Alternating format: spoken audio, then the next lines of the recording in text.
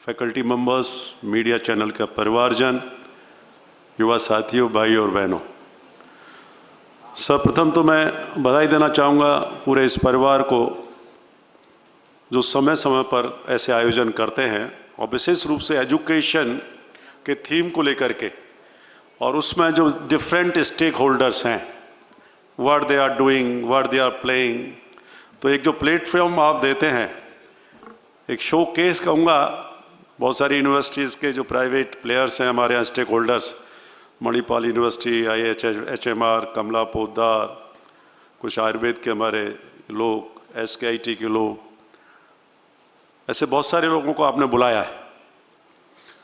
और निश्चित रूप से ज़रूरी भी है कि जो प्राइवेट स्टेक होल्डर्स हैं वो सोसाइटी में in the field of education, technical education, medical education, जो भी उन्होंने फील्ड चुन रखा है, और ऑफकोर्स जो आजकल सबसे बड़ा वो है फैशन डिज़ाइनिंग, इंटीरियर डेकोरेशन, इस पर जो है कमला पोद्दार जी काम कर रही हैं, और इसको अपने चैनल के माध्यम से दुनिया के कोने तक पहुंचाना एक महत्वपूर्ण रोल प्ले कर रहे हैं। मैं इसलिए कातिल साहब को बधाई देना चाहूँगा, शुभकामनाएं भी देना चाहूँगा। और जहाँ तक कातिल साहब का सवाल है, मैं तो मोस्ट प्रॉब्ली 80 से जब भरतपुर में पहली बार मुलाकात हुई थी, 82 या 83 की बात होंगी शायद, तब से मेरा परिचय है। उस रूप में जब प्रशासनिक अधिकारी के रूप में था, धीरे धीरे इनका भी सब बदलते हुए परिवेश के साथ इनका भी रोल चेंज होता गया, और आज एक चैनल को नई दिशा दी है, और निश्चित रूप से इलेक्ट्रिक मीडिया को एक नई पहचान देने वाले, और निश्चित सही कहा है कि आपने एक ऐसा मॉडल डेवलप किया जिसको लोग फॉलो करते हैं, इसमें कोई नो डाउट, इसके लिए आप बधाई के पात्र हैं। और आज का जो टॉपिक है न्यू एजुकेशन पॉलिसी, मेरे से पहले जो एंकर कह रही थी कि this conclave is devoted to the new education policy, कि what is in the new education policy.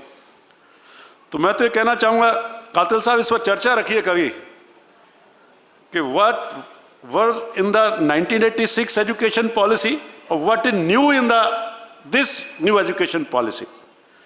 दोनों एजुकेशन पॉलिसीज को मैंने देखा है और मुझे बहुत कुछ ज़्यादा अंतर नहीं दिखाई देता। जस्ट मैं कह सकता हूँ ओल्ड वाइन इन न्यू बोतल, स्लोगन्स के माध्यम से। और मेरा ये मानना है कि पॉलिसीज होती हैं, जहाँ तक एजुकेशन पॉलिसी का सवाल है और बेसिक एजुकेशन पॉलिसी का सवाल है, वो कभी चेंज नहीं हो सकती, मेरा ये मानना है। हायर एजुकेशन की आप डायरेक्शन चेंज कर सकते हैं, टेक्निकल एजुकेशन का कर सकते हैं, मेडिकल एजुकेशन का कर सकते हैं। बेसिक जो एजुकेशन है, उस बेसिक एजुकेशन के साथ इतने ज़्यादा एक्सपेरिमेंट जो हम करते चले जा रहे हैं, मैं व्यक्तिगत रूप से सहमत नहीं। मैं तो खुद शिक्षक रहा हूँ, एक चीज़ जानता हूँ, निश्चित रूप से मातृभाषा जरूरी है, और आज के परिवेश में चाहे कुछ भी कहें, इंग्लिश भी बहुत ज़रूरी है। स्लोगन्स के रूप में जरूर कह दें कि हम सब पढ़ाई सारी हिंदी मीडियम में होना चाहिए, लेकिन आप कॉम्पिटिटिव बनाना चाहते हैं किसी भी स्टूडेंट को, तो language should not be any war. जितना व्यक्ति स्टूडेंट जितनी लैंग्वेज जानेगा, मैं सोचता हूँ वो उतना ही अच्छा कर सकता है। तो लैंग्वेज को ओपन रखना चाहिए, मेरा ये मानना है। और दूसरा, साइंस का, बेसिक एजुकेशन में साइंस का इन्वॉल्वमेंट बहुत ज़रूरी है। और चौथा मैं मानता हूँ मैथमेटिक्स। ये चार की अगर एजुकेशन आप दे देते हैं स्कूल एजुकेशन पे, मैं समझता हूं कुछ भी करने की जरूरत नहीं है। इसके लिए आपको बेस्ट फैकल्टी, टीचर्स दे दीजिए, स्कूल का एनवायरनमेंट जो आप लोग देते हैं। हम कई बार कोशिश भी करते हैं, और आप जानते हैं कि 130 करोड़ की पॉपुलेशन को, जो मैं समझता हूं चाइना के बाद सेकंड है, तो अकेले गवर्नमेंट कुछ नहीं कर सकती। This is a fact. Private player, और इसीलिए प्राइवेटाइजेशन भी शुरू किया था।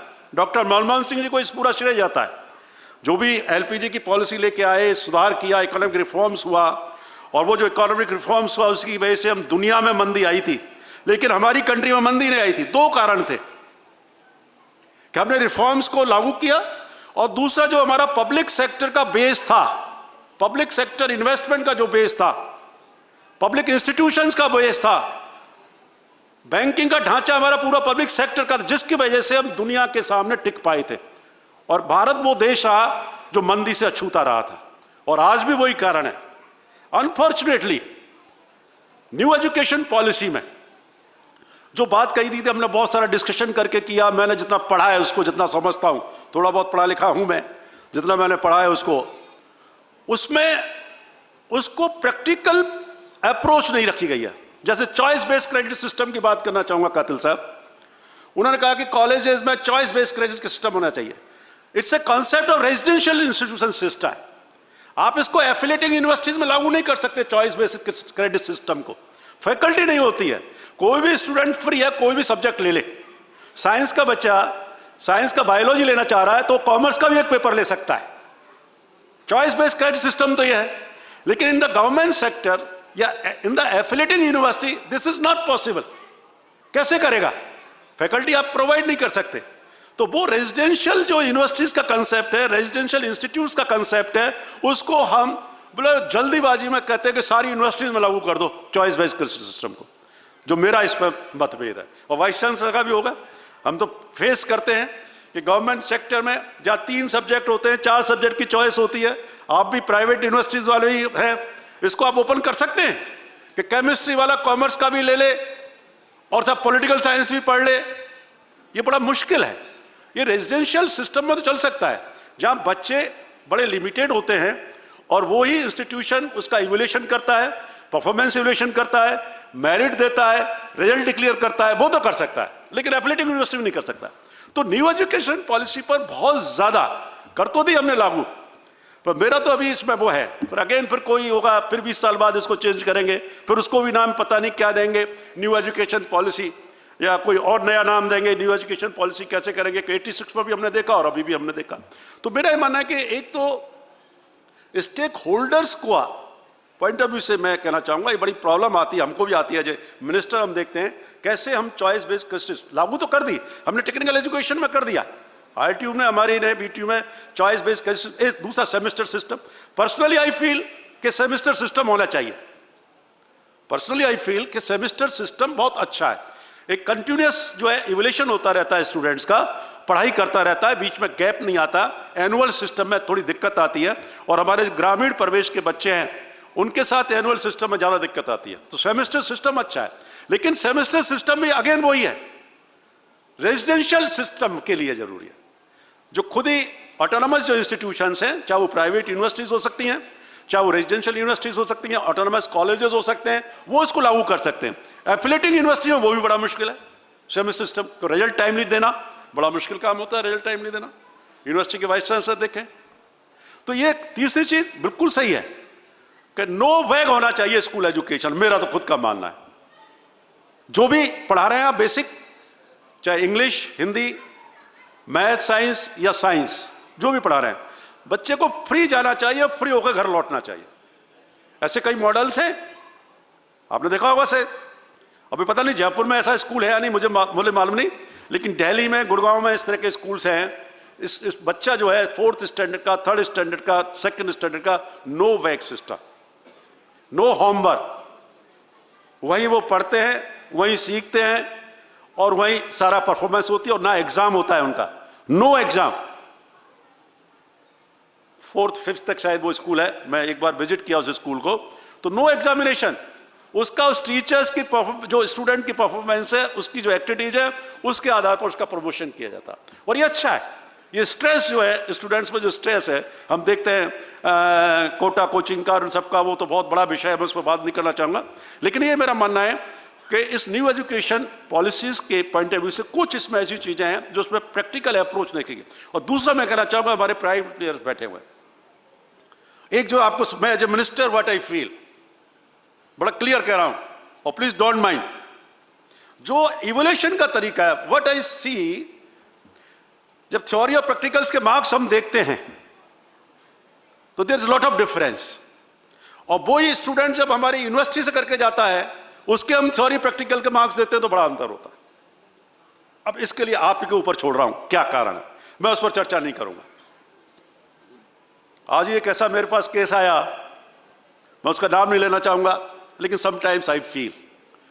और चौथा मैं कहना चाहूंगा कि जो फ्रॉड हो रहा है, जो मतलब एक तरह से डिग्रियां, कई बार तो फर्जी डिग्री आ जाती है हमारे पास। अब जब आपने देखा अखबारों में, आप भी निकालते हैं, जब हम डॉक्यूमेंटेशन वेरिफिकेशन करते हैं, तो मैं आपसे अपील करना चाहूँगा कि वाई प्राइवेट सेक्टर 100% पूरे सिस्टम को ऑनलाइन क्यों नहीं कर देते हैं। गवर्नमेंट में मैंने जब बोर्ड ऑफ सेकेंडरी एजुकेशन का चेयरमैन था, कल ऐसा बताना चाहूँगा, वो board of secondary education first education board था, सैनी जी जानते होंगे, राजस्थान में, जिसका 12 साल का डाटा पूरा ऑनलाइन मैंने कर दिया था। कोई भी एजेंसी उस स्टूडेंट्स का नाम और जो मार्कशीट उसने लगाई है वो रोल नंबर डाले, उसका डिटेल आ जाएगा ऑथेंटिक, कहीं वेरिफिकेशन की जरूरत ही नहीं है। तो मैं तो आप लोगों से भी कहना चाहूँगा, जो भी प्राइवेट यूनिवर्सिटीज हैं या जो भी ऑटोनमस इंस्टीट्यूशंस हैं, उनको अपना सारा डाटा ऑनलाइन कर देना चाहिए। कोई भी एजेंसी जो भर्ती कर रही है, वो उसकी मार्कशीट जो उसने सबमिट की है, उसके डिटेल्स उस पर अपलोड करेगा और मालूम पड़ जाएगा कि उस स्टूडेंट्स ने आपके यहाँ से डिग्री ली है या नहीं लिया। क्योंकि अभी एक मेरे केस आया है आयुर्वेद में, मेघालय से लोग महात्मा गांधी यूनिवर्सिटी के नाम से सैकड़ों लोग जो है पास हो गए, और जब मैंने इंक्वायरी कराई तो सारी फर्जी निकली university. There is no university in the name of Mahatma Gandhi. और आज भी आपने देखा होगा कल परसों में। तो मैं तो ये कहना चाहूंगा, ये कुछ मुद्दे हैं जिसकी वजह से सभी को मिलकर के, प्राइवेट स्टेक होल्डर्स को भी, गवर्नमेंट को भी, इन पर डिस्कशन करते रहना चाहिए। और हमेशा मैं स्वागत करूंगा, आप भी अपने सुझाव दीजिए। लेकिन मैं जरूर कहना चाहूंगा, government of Rajasthan under the dynamic leadership of Ashok Gehlot ji, हमने lot of innovation have been introduced in the field of education, higher education, medical education, और जो इंफ्रास्ट्रक्चर डेवलप किया है वो तो देश और दुनिया में एक अनूठा उदाहरण प्रस्तुत किया है। मेडिकल का तो हमारा स्टेट मॉडल बन चुका है इंफ्रास्ट्रक्चर के क्षेत्र में। और उसी तरह से एजुकेशन में महात्मा गांधी इंग्लिश मीडियम का मैं बताना चाहूँगा, हमारे पास सैकड़ों सिफारिश आती हैं और हम सिफारिश नहीं कर पाते। गाँव के बच्चे जो अट्रैक्ट हो रहे हैं, मैं समझता हूँ कई बार चैलेंज हो गया है। जो गांव में प्राइवेट सेक्टर के स्कूल्स हैं, उनके सामने क्वेश्चन मार्क हो रहा है। शहर के लोगों के अच्छे स्कूल्स हैं, उनकी मैं बात नहीं कर रहा हूं, लेकिन गांव में जो अच्छे टीचर्स नहीं रखते थे और केवल इंग्लिश मीडियम स्कूल का नाम रख देते थे, और जिसकी वजह से बच्चे जो है 20,000 30,000 की फीस लेकर के प्रवेश लेते थे, उन बच्चों को बहुत न्याय देने का काम हमारे अशोक गहलोत जी ने किया है। जो आज करीब 1701 इंग्लिश मीडियम, कल्ला साहब को बधाई दूंगा मैं, क्योंकि अब एजुकेशन का सारा काम देख रहे हैं आप। और मैं जो काम किया है एजुकेशन का, तो निश्चित रूप से देश और दुनिया ने सराहा है, इससे मेडिकल इंफ्रास्ट्रक्चर में। और जहाँ तक टेक्निकल एजुकेशन में मैं कहना चाहूँगा, हमने पहली बार इंडस्ट्रीज और एकेडमिया का इंटरेक्शंस लागू करते हुए और सिलेबसेस में उनका रिप्रेजेंटेशन देते हुए बोर्ड ऑफ स्टडीज में हमने इंडस्ट्रीज को लोगों नॉमिनेट किया। और आप बताइए आप क्या चाहते हैं। और अभी भी हम डिपार्टमेंट ऑफ आईटी अभी 2-3 दिन बाद एक कॉन्क्लेव भी कर रहा है, जिसमें हम इंडस्ट्रीज के लोगों को भी बुलाया है, हमारे एकेडमिया के लोगों को भी बुलाया है, उस पर इंटरेक्शन होने जा रहा है। तो हम बराबर हमने ओपन माइंड, कोई भी व्यक्ति आए अपने सुझाव दे। लेकिन मेरा तो एक ही है बस, क्वालिटी ऑफ एजुकेशन, चाहे वो आयुर्वेद हो, सैनी जी बैठे हैं, कई बार मेरा डिस्कशन होता रहता है, मेडिकल एजुकेशन हो, बहुत अच्छे प्लेयर्स हैं जो सरकार से बहुत अच्छा काम, उससे भी अच्छा काम कर रहे हैं, मैं ये कहीं डिनाई नहीं करता। लेकिन मार्केट कौन डिसाइड करता है? मार्केट डिसाइड करता है। और सर्वाइवल टू द फिटेस्ट का जमाना है, मार्केट तय कर देता है विच इंस्टीट्यूशन इज गुड। और बच्चे जिसको फर्स्ट नंबर रैंक पे ऑप्ट करते हैं, जब आता है चयन करने का, तो वो तय कर देता है कौन सा इंस्टीट्यूशन किस फील्ड में अच्छा काम कर रहा है। तो वो चीज डेवलप होगी तो मैं समझता हूं बहुत अच्छा होगा। कातिल साहब को मैं बहुत बधाई देना चाहूंगा कि आप जो इस तरह के आयोजन करते रहते हैं, और जो हमारे स्टेक होल्डर्स हैं जो सरकार के साथ कंधे से कंधा मिलाकर के निश्चित रूप से एजुकेशन के डिफरेंट एरियाज है उसमें काम कर रहे हैं, मैं आपको इस मौके पर बधाई भी देना चाहूँगा, शुभकामना भी देना चाहूँगा। और अच्छी चीज़ों का हमेशा स्वागत है, और हमारी सरकार बिल्कुल ओपन माइंड के साथ काम करती है। और इसके लिए तो आप सब जानते हैं कि अशोक गहलोत जी हमेशा हर चीज़ जो इनोवेटिव होती है उसको स्वीकार करते हैं, लागू करते हैं। इन्हीं शब्दों के साथ आप सब लोगों का बहुत बहुत शुक्रिया, विशेष रूप से कातिल साहब का, उनकी पूरी टीम का जो मुझे यहाँ बुलाया। जय हिंद, जय भारत।